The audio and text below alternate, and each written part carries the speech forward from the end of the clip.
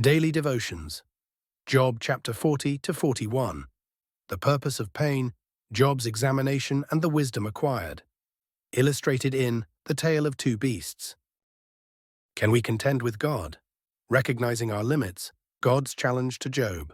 Let's begin with Scripture. Moreover, the Lord answered Job and said, Shall he that contendeth with the Almighty instruct him? He that reproveth God, let him answer it. Then Job answered the Lord and said, Behold, I am vile, what shall I answer thee? I will lay mine hand upon my mouth. Once have I spoken, but I will not answer. Yea, twice, but I will proceed no further. Then answered the Lord unto Job out of the whirlwind, and said, Gird up thy loins now like a man. I will demand of thee, and declare thou unto me. Wilt thou also disannul my judgment? Wilt thou condemn me, that thou mayest be righteous? Hast thou an arm like God? Or canst thou thunder with a voice like him? Deck thyself now with majesty and excellency, and array thyself with glory and beauty. Cast abroad the rage of thy wrath, and behold every one that is proud, and abase him. Look on every one that is proud, and bring him low, and tread down the wicked in their place. Hide them in the dust together, and bind their faces in secret. Then will I also confess unto thee that thine own right hand can save thee. Behold now Behemoth, which I made with thee. He eateth grass as an ox. Lo now, his strength is in his loins, and his force is in the navel of his belly. He moveth his tail like a cedar. The sinews of his stones are wrapped together. His bones are as strong pieces of brass, his bones are like bars of iron. He is the chief of the ways of God.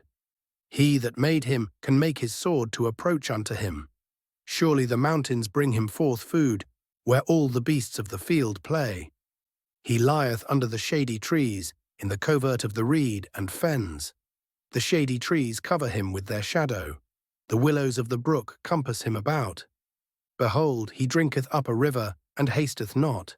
He trusteth that he can draw up Jordan into his mouth. He taketh it with his eyes. His nose pierceth through snares. Chapter 41.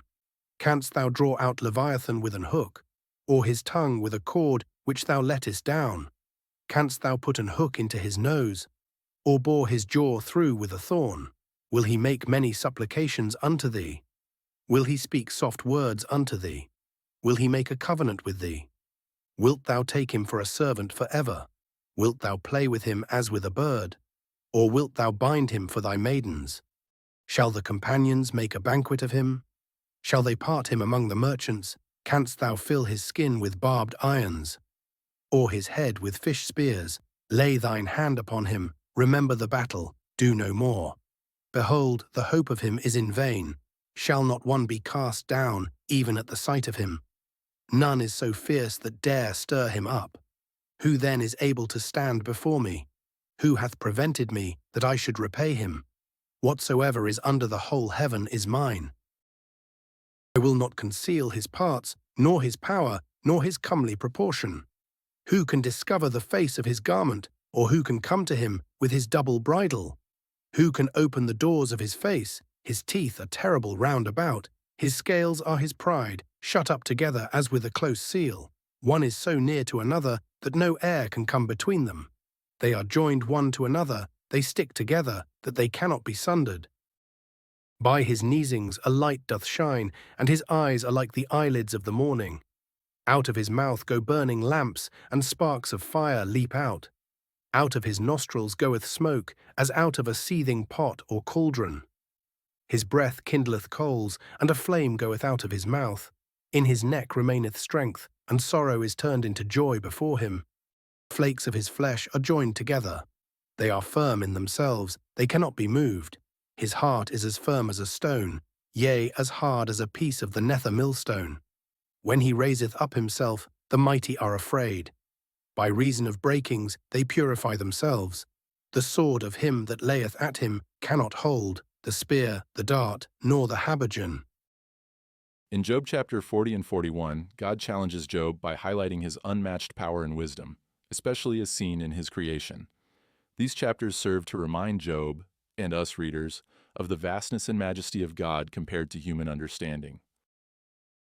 In Job chapter 40, God directly addresses Job and invites him to answer the questions posed, emphasizing the limitations of human judgment. God describes his creative authority and introduces the behemoth, a massive, powerful creature symbolizing strength beyond human control. This creature exemplifies God's unparalleled strength and mastery over all creation. In this chapter, God calls out Job's challenge to divine justice, teaching him the importance of humility and reminding him that understanding God's purposes is beyond human reach. Through the image of the behemoth, God emphasizes his power and wisdom in governing all creation, encouraging Job to trust in his sovereign ways. Chapter 41 continues with God's vivid description of another formidable creature, the Leviathan. This sea creature is depicted as invincible and fearsome, something no human could hope to control. The Leviathan's impenetrable armor, fierce demeanor, and uncontrollable nature serve as a further reminder of God's ultimate authority, power, and might. God's portrayal of the Leviathan underscores that even the most terrifying aspects of creation are under his control. This imagery challenges Job and readers to trust in God's sovereignty, realizing that the Creator's ways and purposes are often far beyond human comprehension. These chapters highlight themes of humility, trust, and reverence for God's infinite power. Job's encounter with God, though these creatures, serves as a humbling reminder that humanity's understanding is limited, while God's authority and wisdom are boundless. Reflection. In Job, chapter 40 and 41, God reveals his majesty by describing the behemoth and leviathan creatures too powerful for humans to control. These mighty beasts are testament to God's awe-inspiring creation, yet they obey the will of God alone. Through these chapters, Job comes to realize that God's wisdom and power transcend human comprehension, particularly during periods of distress and uncertainty. Job, like us, wrestled with why difficult circumstances occur, but God reminds him that his wisdom is unsearchable. Job couldn't control or even fully comprehend creatures like Leviathan, just as we often can't comprehend or control life's challenges. In his response, God asks Job to trust him, to recognize his power, and to surrender the need to understand every detail. How often do we, too, feel like we're wrestling with a Leviathan in our lives? We seek God for answers. Yet, he doesn't always provide explanations, nor is he obligated to do so. Instead, he asks us to trust in his character and his sovereignty over all things, even when they feel overwhelming. Application. Today, let's pause and consider the area in our lives where we struggle to let go. Are there burdens, questions, or situations we have not surrendered to God's care? Like Job, may we find peace, not in answers but in God's character and his sovereignty. Trusting him doesn't imply we'll comprehend everything, but it does assure us that we're secure in his wisdom and power.